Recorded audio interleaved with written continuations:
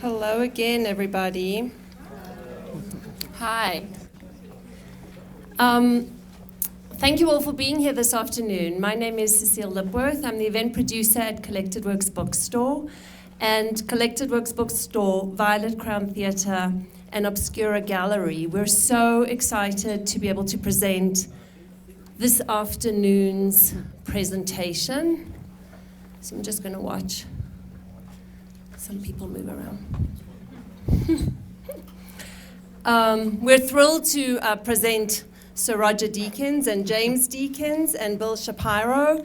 And I'd love for you all to give them a round of applause.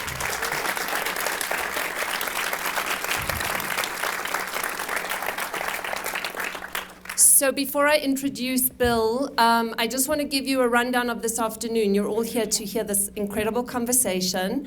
If you would like to get a book signed, Roger's book, Byways, in the event space next to the dining area, we have a whole bookstore set up to sell the books, and Roger and James will be signing books afterwards. Please remain seated so we can get them there afterwards, and you don't all have to swarm him. You can certainly talk to him and James while you're getting your book signed. But if you'll just give us 5 minutes to get them there, that would be great. If you have tickets for the screening of No Country for Old Men, if your ticket is for Theatre 1, you'll be back in here in your theatre seat. At 6 o'clock, the movie will start. If you have a ticket for Theatre 2, it will start at 6:10. And if you have a ticket for Theatre 3, it will start at 6:15. We totally sold out. So thank you all for doing that. That was amazing.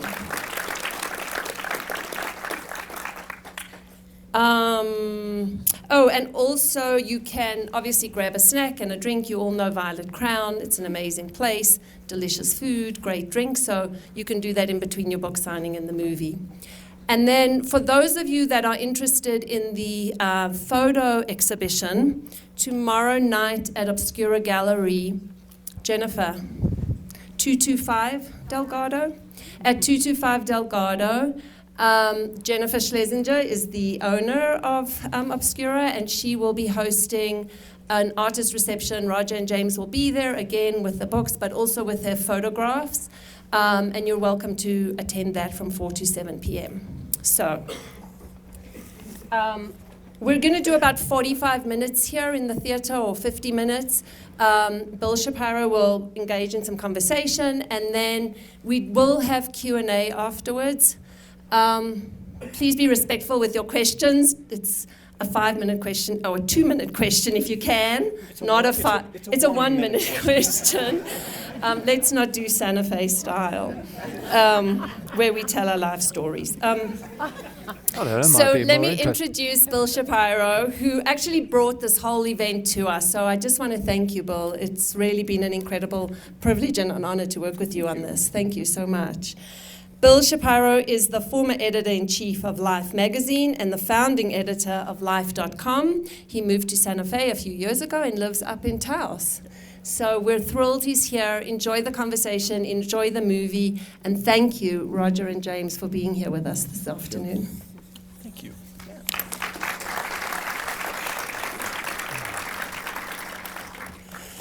Is this thing on? Okay. So hi, everyone, and thanks so much for coming. I am glad you're here.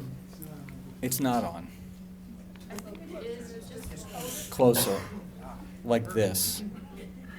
All right. I'm glad you're here.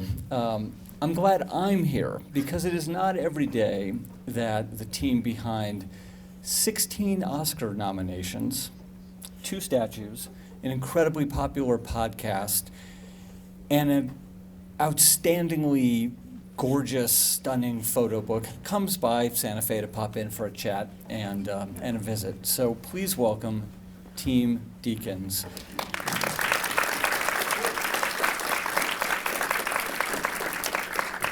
Renowned script supervisor James Ellis Deakins and cinematographer extraordinaire Roger Deakins. I'm not a script supervisor now, though. Not anymore. No. A once and former script supervisor.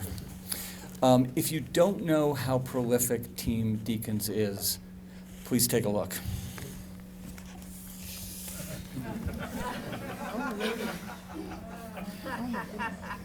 They're all there.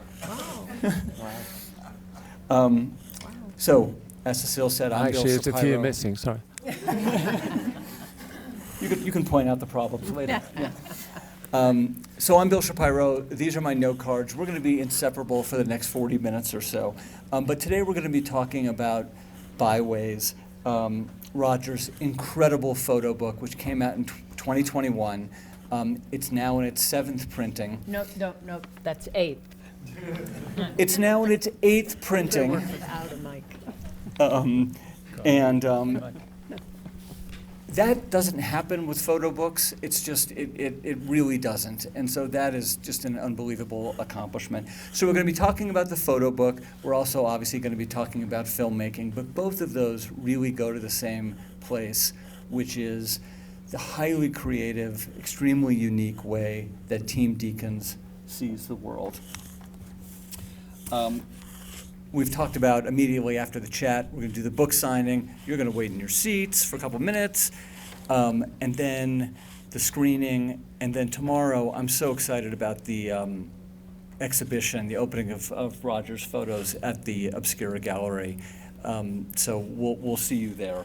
And don't worry, there'll be time at the end for questions, although we are going to move quickly.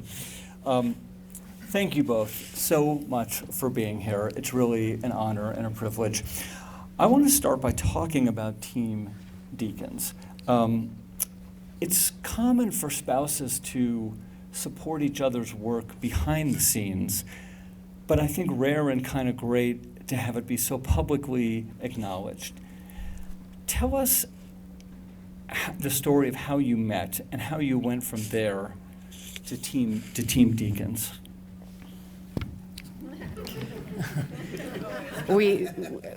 I was a script supervisor when we met. Told you.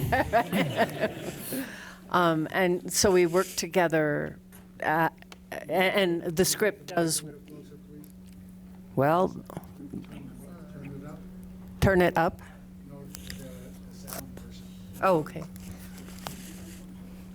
Okay. Just if you can't hear us at any point, raise your hand and we'll remember to sort of do this. Okay, Or all to those yell. people can't hear us. Okay, excellent.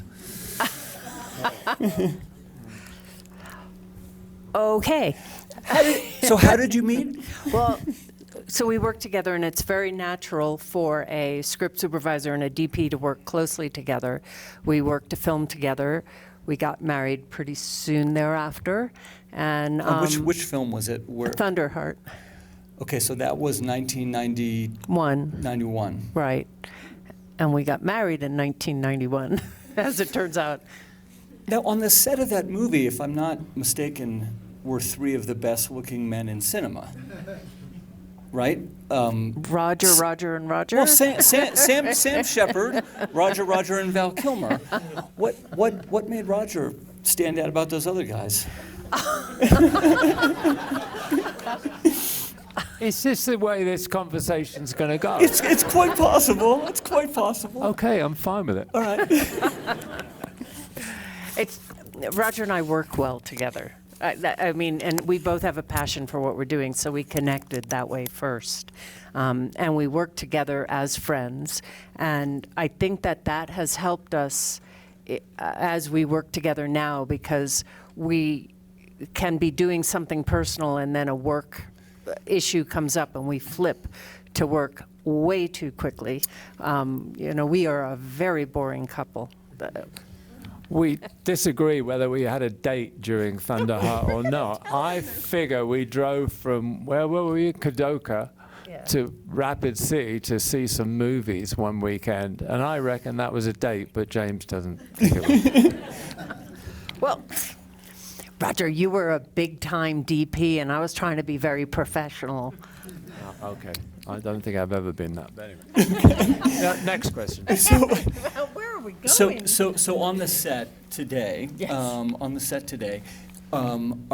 Are you there during all the filming? You are. Okay. So The thing is, what happened as we were working together sometimes on films where she was scripting, like on Kundun, she was scripting and I was shooting, And those moments were great, but there are other times where, she couldn't be the script supervisor on a film, so we would be separated. And then it just happened that the technology started changing, didn't it, really? It was when digital finishes came in, when a DI process came in, everything started getting more complicated.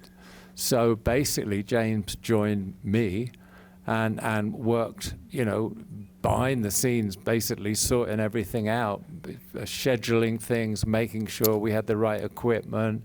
When we started moving over to shooting digitally, then there's even more behind the scenes stuff to do. So, and then the whole thing about the dailies.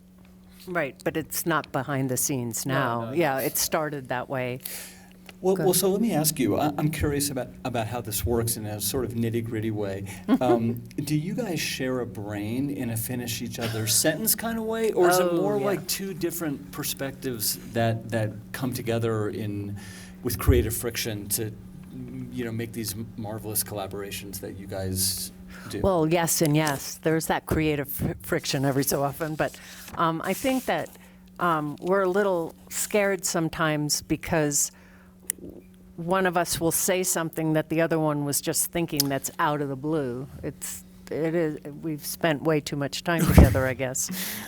Okay, so let's go back a few years. Roger, if you don't mind, we can round it down to the nearest 50, and talk about how you started in photography.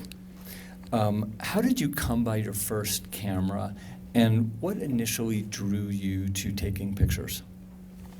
I went to art college. My first camera was a box Brownie. I used to take photographs, or my dad used to take photographs of me, or I would take photographs of him holding the fish we'd caught. And that was the only photography we ever did. I went to art college thinking I'd be a bohemian kind of painter, and I didn't really want to have a regular job, And it was at art college. I was actually put in a graphic design department rather than in the fine arts section of the art school. And it was there I discovered photography. I think partly through a connection with Roger Main, who came there a couple of times to teach. And it was there I started taking photographs with a camera that supplied by the art college, and then I bought a very cheap second-hand one. And then I would hitchhike away from the art college to wherever and sleep maybe on a beach somewhere like in Bournemouth and take pictures the next day. I'd do that sort of thing, and I found that was really, where I got some sort of satisfaction. So you'd sleep on the beach for the morning light? Yeah, or just so I had the whole day. I had a hitchhike there, and then, I get there in the afternoon on a Saturday, sleep over Saturday night, and then spend the day on Sunday wandering around, and then hitchhike back in the afternoon. So you applied to art school as a young man, and were rejected initially, but landed this great job making a photographic record of rural Devon, this beautiful area in the southwest of England. Here's a picture from that period, 1971 to be exact, that I think is pretty great. Is that a picture that you would make today? I think it'd be pretty much the same, actually. Maybe a bit better quality, but this was an old. I think that was a second-hand camera I took that with, and it was a very old lens. But I was very lucky in a way. I mean, I got rejected by art college first time out, and then I found this other art college I could get into. Then when I left art college, I got rejected by the National Film School, but the head of the art college, the principal of the art college, suggested me to this art centre in North Devon. They wanted somebody to start a historical record of rural life in North Devon. So it was really good for me to have that year to get my head straight, because by then I realized I loved taking photographs, that my life would be making images. And I realized also I wanted to move into documentary filmmaking. Stills wasn't really going to be my thing, I don't think. So I had a year to get my head straight and just kind of, take photographs, which was kind of neat. I don't think I did a very good job. I didn't do a very good job. Well, I sort of disagree, and we can fight about we that later. can fight about that over a drink, yeah. But you said you might take the same picture today.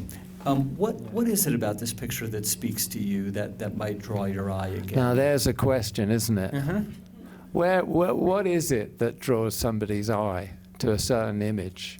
That's my question. What draws, I don't know what draws me to that. There's a certain pathos about it.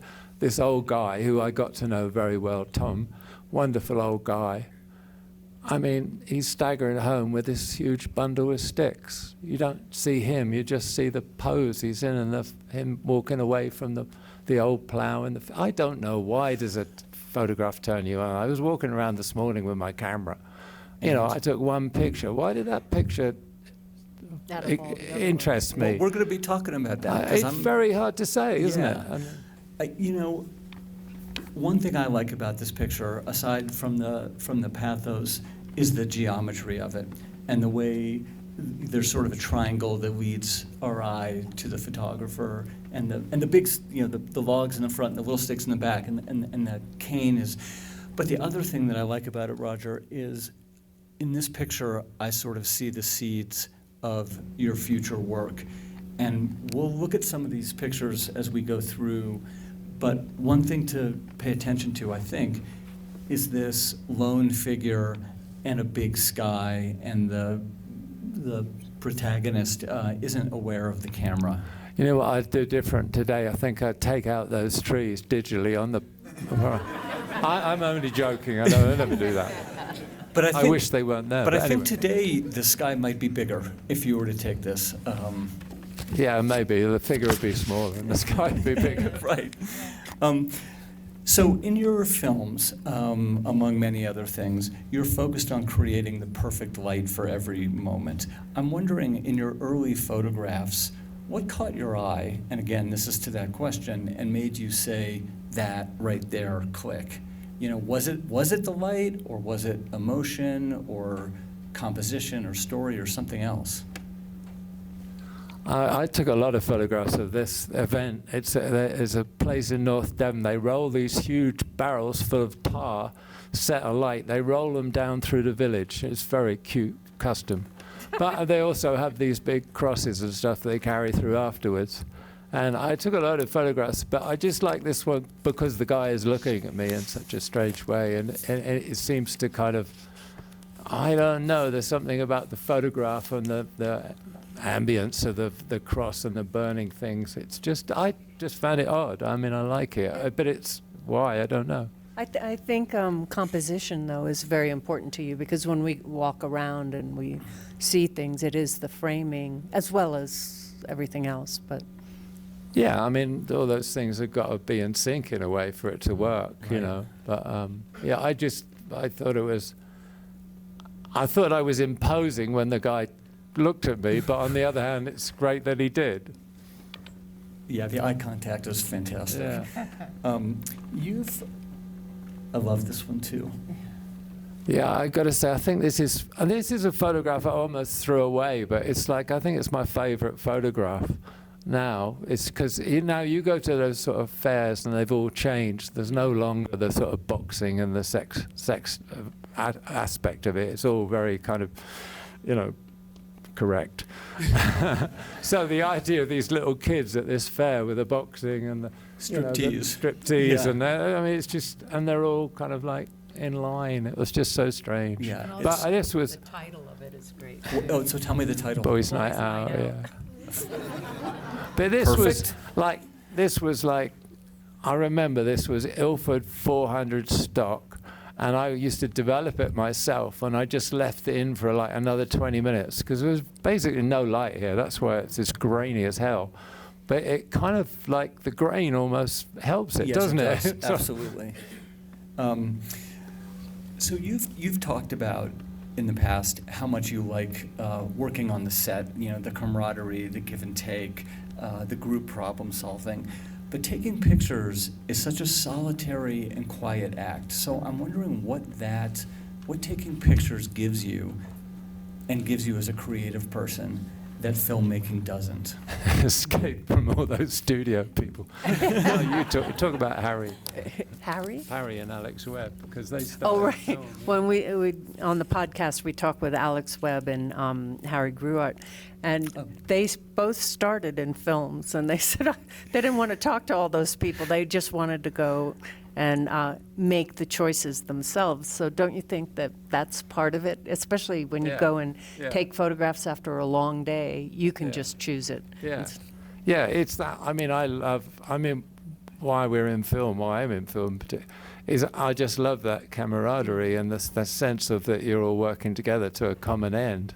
But I also like just wandering around with a camera, having totally my own decision making with no interference. I mean, that is nice. The thing about filmmaking, and it's great, but there are a lot of compromises.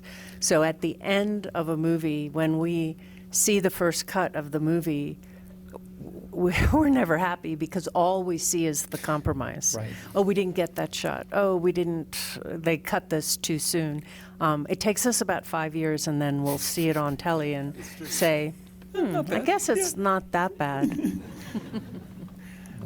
But what you're saying is with the photograph, it's 100% your call. Yeah, but we can just throw it away if it's no good. Right. You know? I don't have very many photographs, I got to say. The book is probably most of them. Well, I've got to do another one, but you know. So Jeff Bridges, who you've worked with on The Big Lebowski and True Grit, famously, brings his great old panoramic camera on the set and makes pictures on the set of what goes on. You don't do that, almost as an internal rule. So tell us why you don't do that, and then when do you take most of your pictures? Oh no, I take pictures just on a weekend or something. When we were shooting here, I'd just wander around the weekend. Or, I mean, some of the photographs I took at the end of a day's shooting, I'd go off in the car if it was still light and just wander around. And there's no time on the set. No, I mean, yeah. It's two different disciplines, two different headspaces. When you're on a film set, I mean, especially as a cinematographer, you're very much kind of like leading, your crew, and not just the camera crew, electrical crew, the grip crew, I mean, it's quite... So are you saying Jeff Bridges doesn't have enough to do on the set? Well, no, but I mean, but Jeff Bridges is Jeff Bridges, so I don't know if you've seen the photographs from, which one was it? It was The Big Lebowski, where he's got this wide-lux camera, and we're rehearsing the bowling ball sequence, and he's on this skateboard going down underneath these girls in these... Yep. Yeah. He could do that with his wide lux camera and get that shot looking up the girls' skirts. Do you think I could get away with that? Not on a skateboard, no.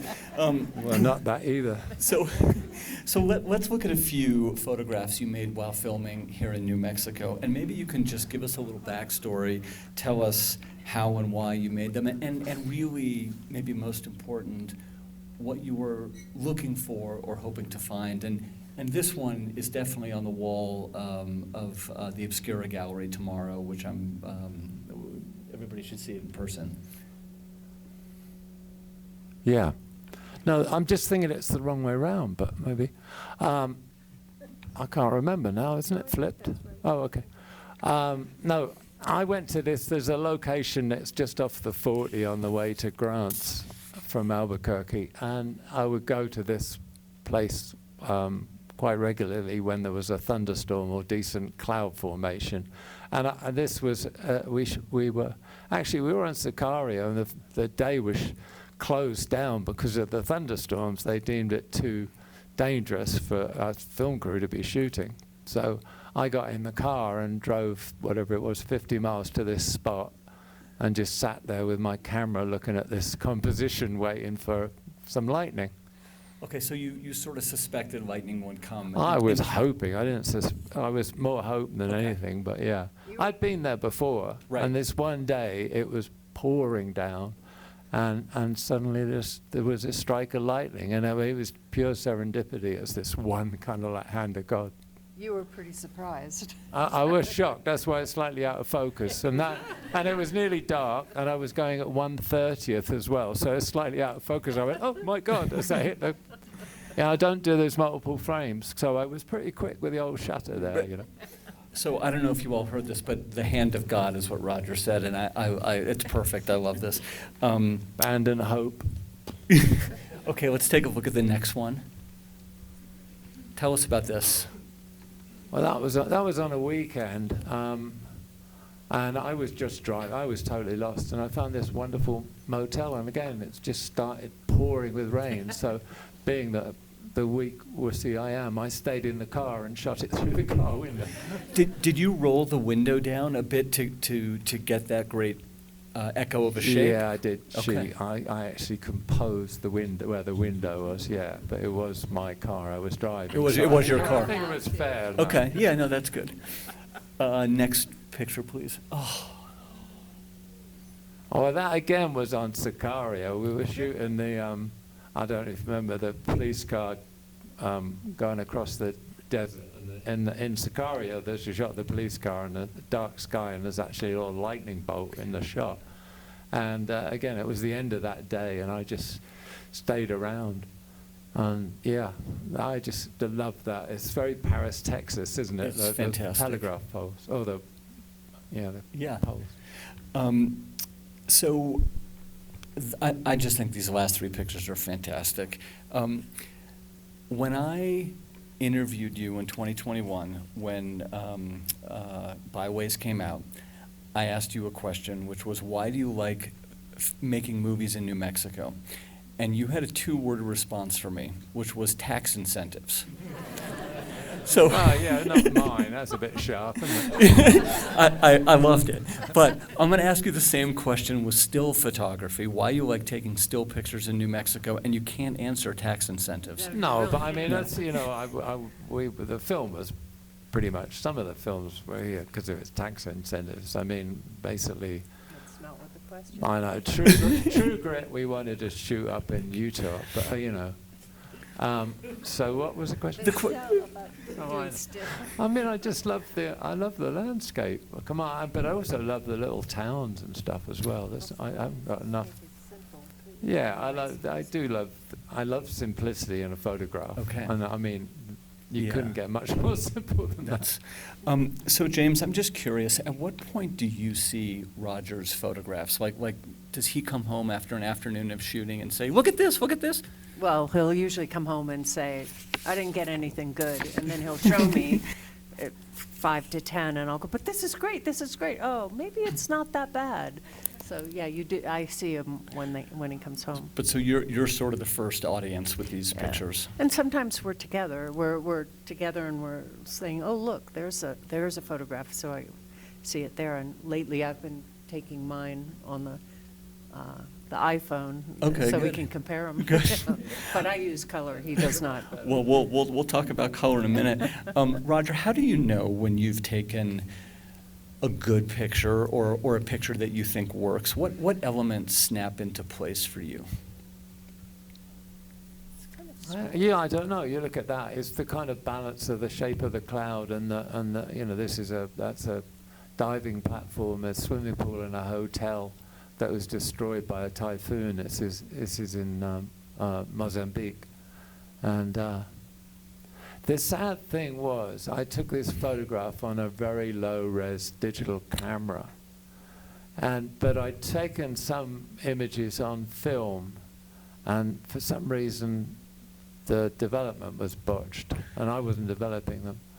And so that's all I had of this particular shot. But it's probably the better frame because it was a different lens than the one I was using with the film. Well, the composition is so great, the echo of all the shapes. Would you have taken this picture if the cloud formation had not sort of echoed the diving platform? I think it would have. Yeah, I think I would have. But you know, it's one of those things. If you'd have had more time. I was on a scout for a film that never happened. So I was actually, you know, in time pressure. They had stopped for lunch and I went for a walk around this. It's an old Portuguese fortress that's in Mozambique Island with this hotel. I just wandered around by myself. If I'd had time, I would have waited for the next day and gone back when the ocean was dead flat.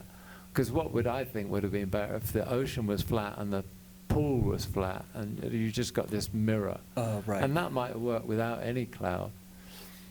Okay. So all of these pictures that we're seeing are in Byways, which I said before has been a true hit. James, what was your role in creating and executing Byways, and how did the idea for it even sort of, what's the genesis of the book? I think Roger always wanted to put some of the photographs all together in one place, and that's all he was thinking. And I had sort of been talking with the different agents over the years, but we never had any time. And then lockdown came, and we had a lot of time.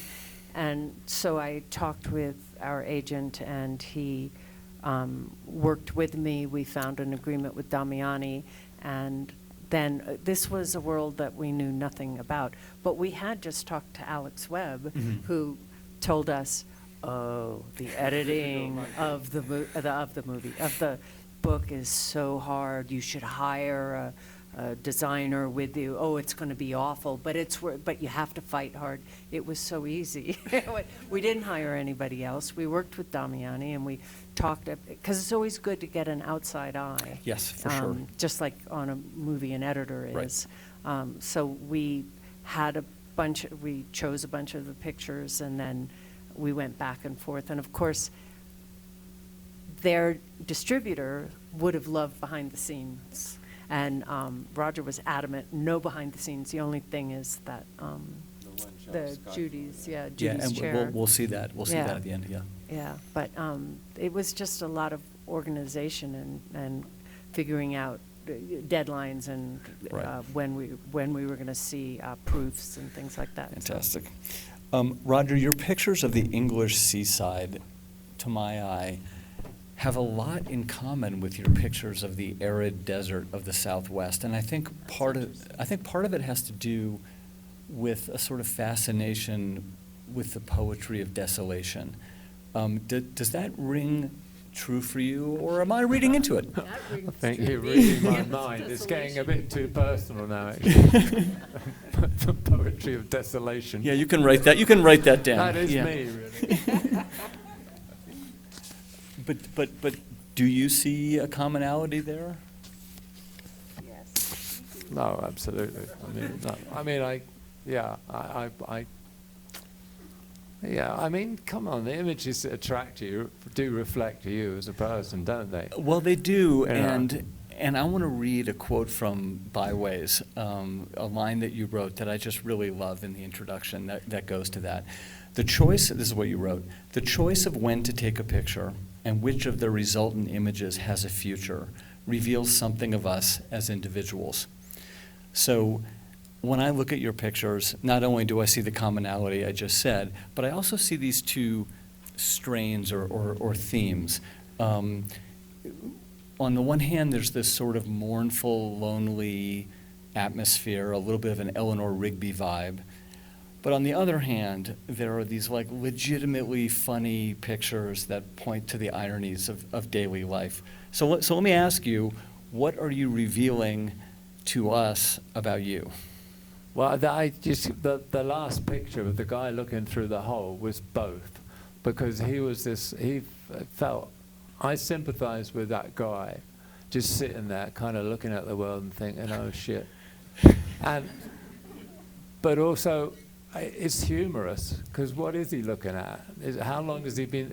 He was actually there a long time, because it was by a bus stop, and I was standing there for quite a while. This was in Dresden in Germany, and there was all these schoolgirls there, which were kind of a nice composition, but I thought, no, take them out of it. I was waiting for them the bus to come. So give me lonely. Give me this lonely. One lonely. Right. Give me a lonely guy. So what is it about lonely guys and big skies? I mean, I don't want to get too psychological, but, did your parents leave you in a... Okay. I thought he was picking my pocket. Did your parents leave you in a lonely field as a child? Well, I don't want to go into that. But Fair enough. You're not so far off the mark. James, in looking, so we're talking about what the photographs reveal about the photographer.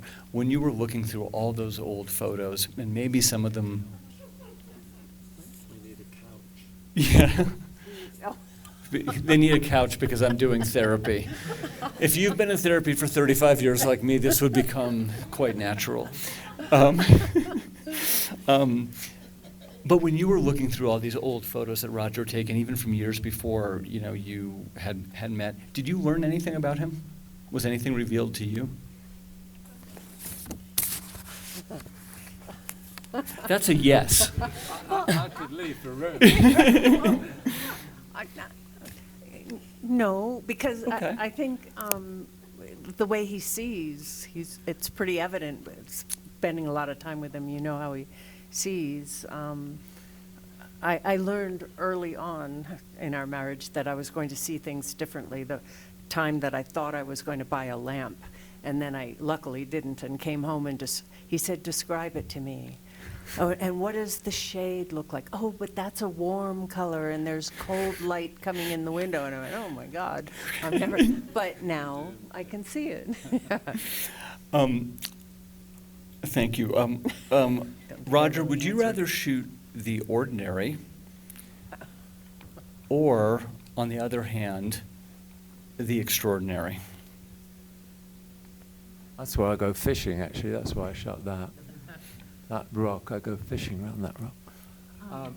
Sorry, the ordinary or the extraordinary? The ordinary, really. Yeah, I mean, I think the ordinary. But I'm always trying to find some sort of irony in a shot, I mean, it's not very strong in this one, but what I like about this shot, for instance, is the upturned bin over the left-hand side, because it's such a contrast to this, what is a beautiful, vista, the crosses and it could be anything, but the bin says, no, it's not quite what you think it is. Well, the thing that I think you do so well and so consistently in your pictures is to make the ordinary feel extraordinary. And I think when you do that, you make us, the viewer, it reminds us of the magic that can be in everyday life. And I just think that that's really quite a gift. When I was at film school early on, Colin Young, who was the principal, said, if documentary filmmaker, you want to try and make the making of a cup of tea interesting. Now, I don't think that's possible, but I mean, no, I get what he was trying to say. You keep trying to do that, don't you? You know what I mean? Maybe you could do it in still photographs, but a film of somebody making a cup of tea without a context, I'm not sure about that. So the next picture is the cover of your book. If you could just tell us quickly how this came to pass. Well, that was the end of a day's shooting. I was on the film The Reader in Germany, and we were on this train. We'd been shooting on the train, and this was just us going back to the station in Berlin, and I just saw somebody leaning out a window. I've no idea who it was. It just felt so kind of, I don't know. Well, melancholy. Yeah, it's melancholic, but there's also the sort of promise the promise of a story within this picture. Like if you gave this to me, I could start writing immediately. I think pictures should try and have that sort of something in them that's a story. I mean, a few pictures ago there was a carving of a lion staring at a little seagull, and I mean, to me that's the best photograph I've ever taken, because it's something funny, but it's also the story of the gull and the sculpture and where it is, and it's, for me, that's a perfect composition, and I don't think I've ever taken a better photograph. But don't you also think that it's not only telling a story, but it's allowing a person to tell a story in different ways? Like the woman looking at the girl, what is she thinking? Right. That it's a story that you could make it one way and I could make it a different way. So with a film, I reckon more or less you know exactly what's going to happen You next. haven't been on film. I have not, but there is a script. There, you know, there Yeah, is a script. sometimes. No, usually, yeah. All right. Yeah. So the premise of this question may be absolutely out the window, but I'm assuming that when you're doing documentary and street photography, it's less scripted. It's much more in the moment, seat of the pants. And so I wonder if you get a bigger buzz, a bigger thrill out of coming up, out of devising a plan and then executing perfectly to it, or the magic of a spontaneous capture. Well, I think that's the difference. I mean, that's the wonderful thing for me about, getting a photograph like this, whereas working on a feature film like, with the Coen Brothers or something like the film they're going to show tonight. I mean, very worked out. You have enormous amount of prep period, a lot of thinking time, a lot of location scouting, a lot of discussing exactly what the shots are going to be.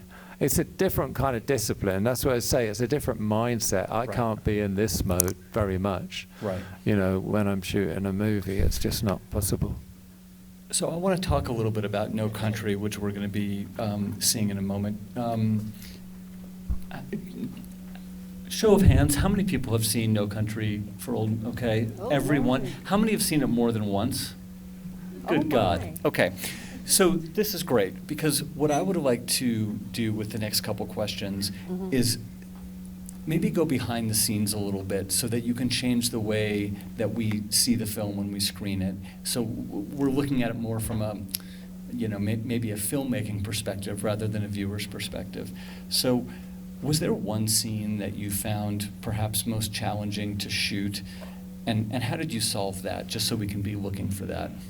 It should be the dawn one because. Yeah, I mean, they're challenging for different reasons. But I mean, usually, I'm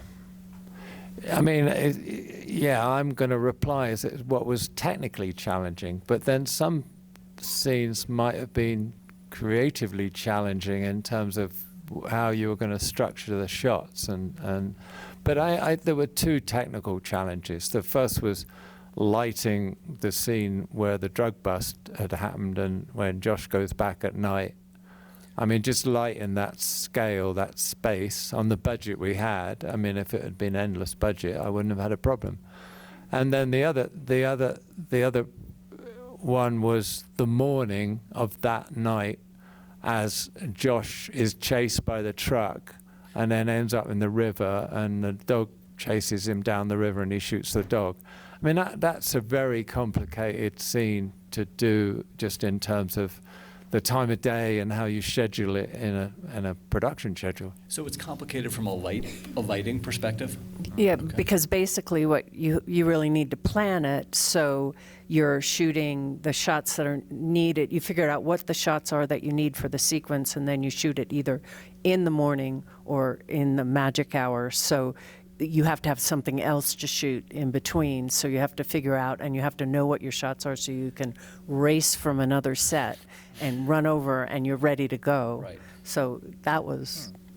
And we also had Paul Elliott, who lives in Santa Fe, actually did some second unit on that with a dog in the river. But every shot had to be specifically laid out, and with the AD, I went through it and gave it a time of day, so it was like a 20-minute bracket of time to shoot each shot in. No Country is that rare film that has very little music in it.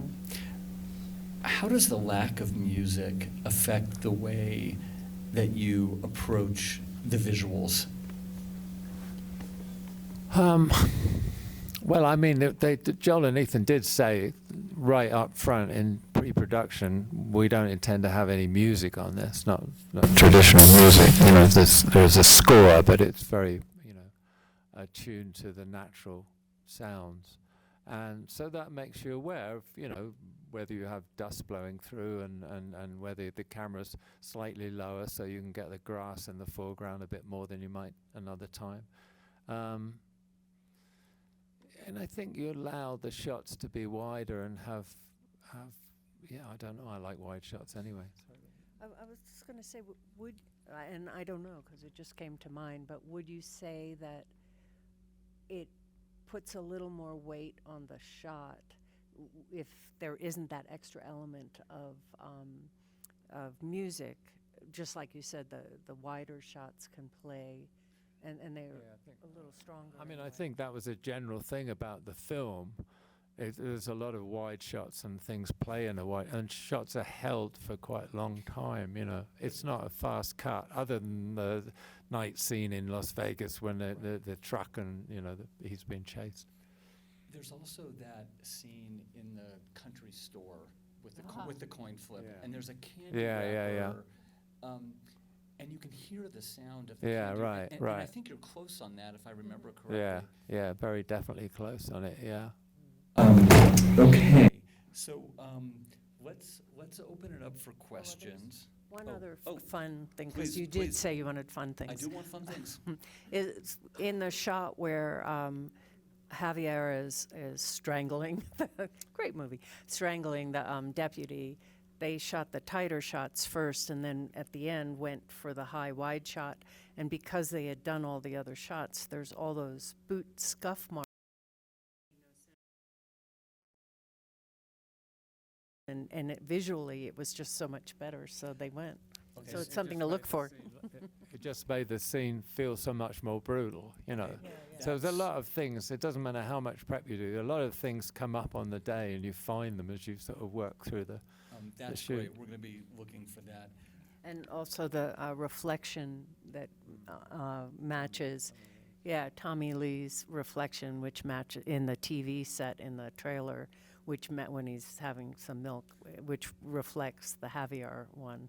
Oh. But that was something figured out on the day. Okay, that's good. I'm going to ask one more question before we send it out there. Do you have another photo book in you? And I want to give you a hint. The answer is yes. Yes, we do. We do. Well, you're right. Yeah, I mean, I haven't got enough photographs yet, but I've got a few. Yeah, I got a few that would fit into this because they're English seaside, and I just love the English seaside. But you also have other things. Yeah, but yeah. Yes, he does. Great. Okay, so let's keep the questions short, sharp, crisp, and clear. Who's got one? In the hat. And you're going to have to maybe stand up and be loud because these mics don't travel. Gotcha.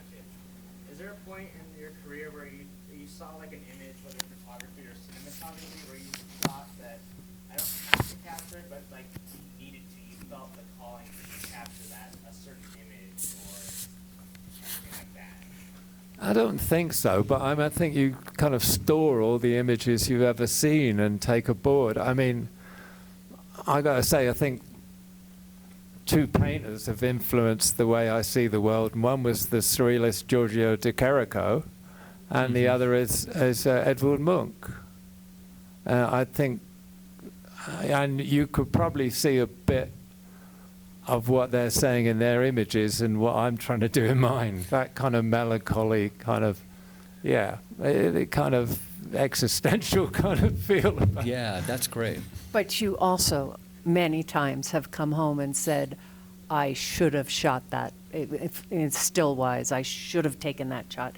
And for a couple of days, I should have gotten that shot. I should have gotten that shot. So the one that got away. Yeah, but you also, I often see a photograph, like we were driving here from LA. There's a couple of times I saw things that should have been really great, but they didn't quite work. You know what I mean? The Close. idea of the photograph, Right. In my head now, I go, oh, I wish it had stopped. But I know we kept driving because it wasn't going to work. Right. Another question. All the way in the back with the beard. First off, thank you so much for this conversation. It's really awesome.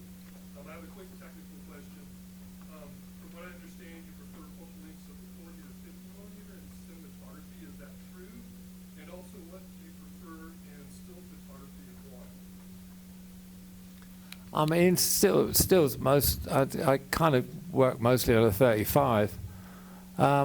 In film, no, it varies. I think it's still around the equivalent, But I think you said 40, but that was on 1917. We shot on a 40, we had to choose one lens, but that was also on large format, you know, the Alexa LF, so it's slightly different format.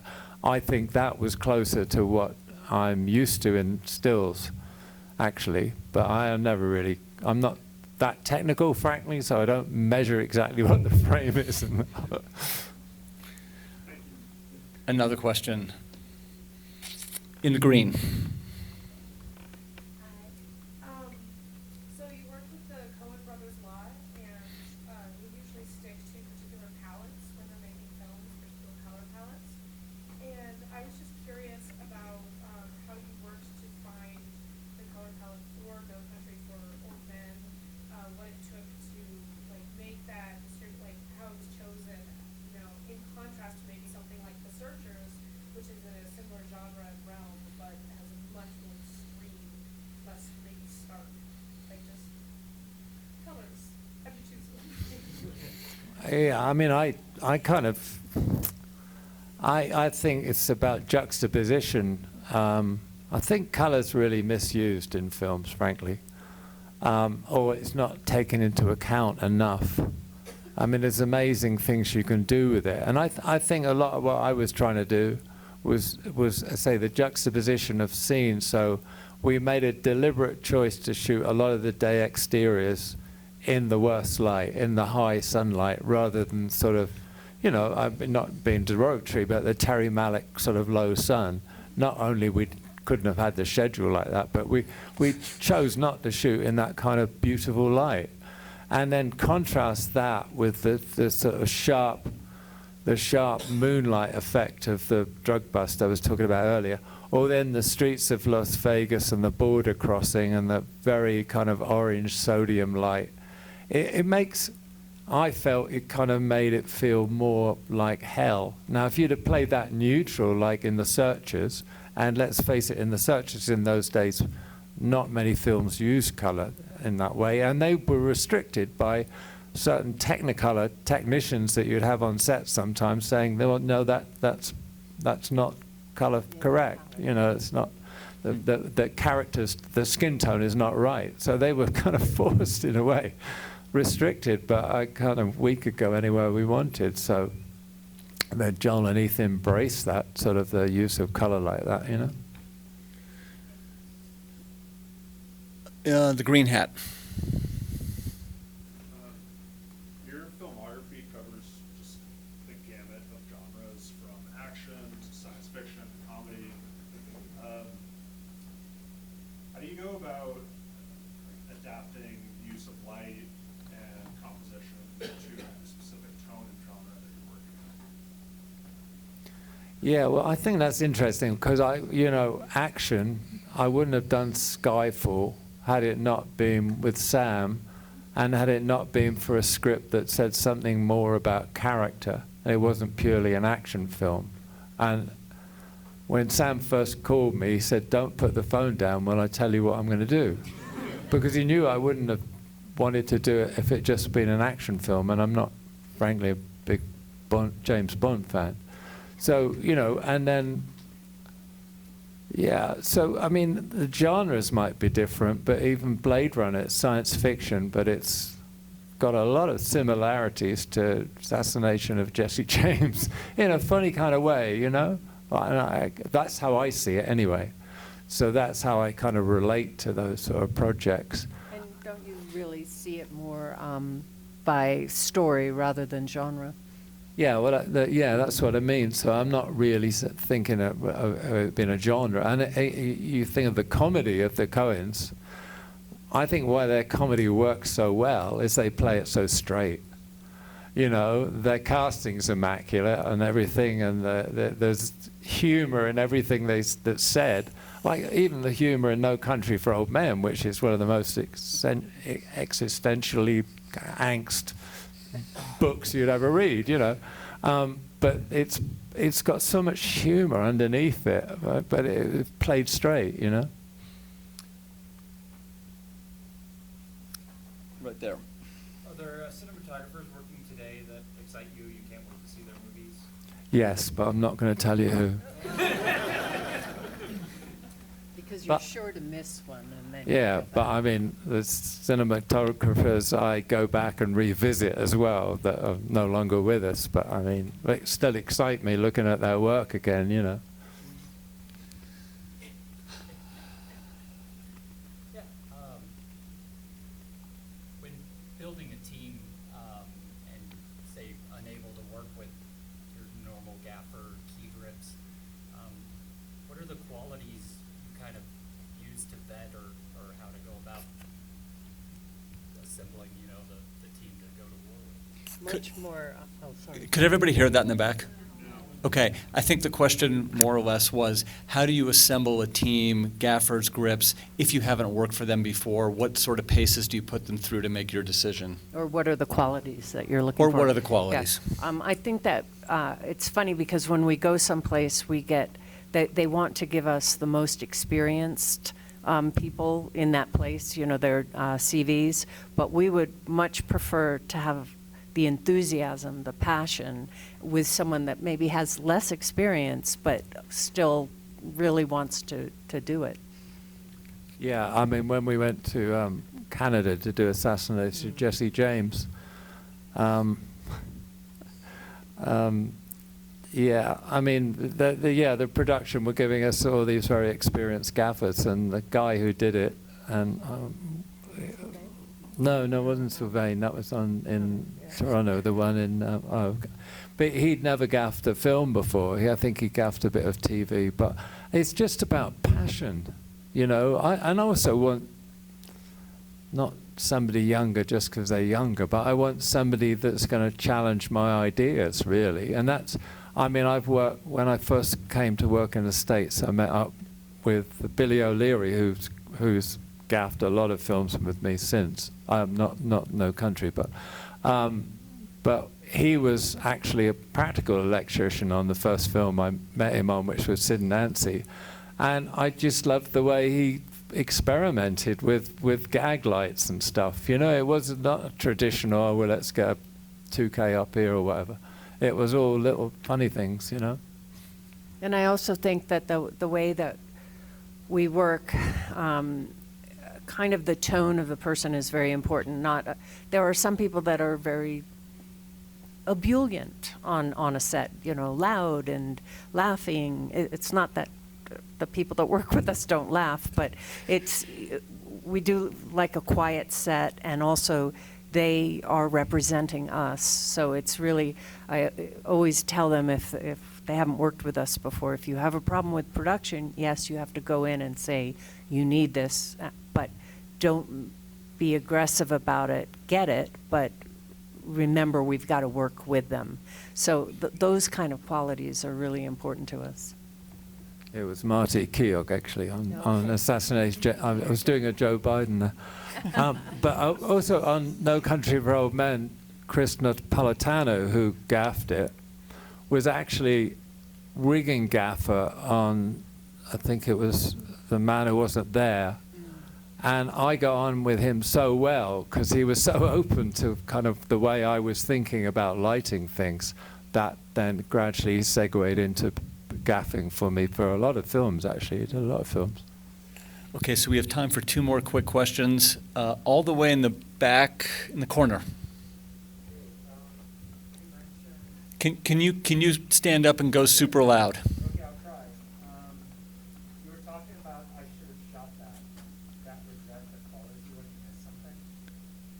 Is there like a memorable shot or scene that you think of as like the pinnacle of I should have shot that? You try not to think Good about question. it. Yeah, you try and put it out of your mind, don't you? Yeah, no.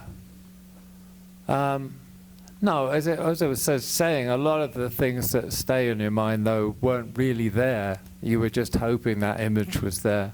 But there's a lot of things in film. I mean, like James was saying it earlier, every time you pick up a camera, it's a compromise, especially on a movie. I mean, everything you do is a compromise in some way. But there are definitely scenes where I wish I hadn't have felt under so much stress I overlit it or stuff like that, or there's, Yeah, I kind of, so much you kind of regret. Regrets, I've had a few. Yes. Yeah, here we go. Last question. Right in the middle there. You. Roger, do you ever, or have you ever, like, felt imposter syndrome in the past? Like, when you were... 5 minutes before I walked in. No, every moment of the day. I mean, I don't know how I'm coming across. Maybe I'm coming across kind of quite confident, but believe me, I am not a confidence person. And if we want to get back to saying interpreting images from the couch, then where do you think comes out of those still photographs? And that is every day. But the other thing is, I learned a bit too late when we made friends with Conrad Hall, who, you know, is a great cinematographer, and he said a number of things about being nervous on set and going to the camera and looking through the eyepiece and just pretending he wasn't there because he was nervous, he said. And I think it comes with the territory, because it's not you're nervous about what other people think of you. I couldn't give a damn. But you're nervous about not being who you want to be or doing what you want to do. You know what I mean? Of satisfying yourself, really. And I think it's good, actually, because it's good because you keep trying to be better and better. If you go on and you think you're the best at what you do, I've worked with them, you know, it's pretty boring. But why would you do it? You know, if you know you can walk on the set or you walk in here and you can light it the way you want it, why would you do it? That exploration is that's why I like walking around with a stills camera. I like exploring the world, and I might not see anything that really attracts my eye, but I've had that exploring, you know. Fantastic, thank you. Okay, so we're out of time. James and Roger, thank you so much for being here. Thank you. Thank you all for coming and for the great questions. Thank you to the staff here who put us all together technologically. Thanks to Naomi for running the slides so ably. Next up, book signing. We're going to let them walk out first, remember. Followed by the screening of No Country. And tomorrow at 4, please come to the opening of Roger's exhibit at the Obscura Gallery. Thank you so much, and we will see you there.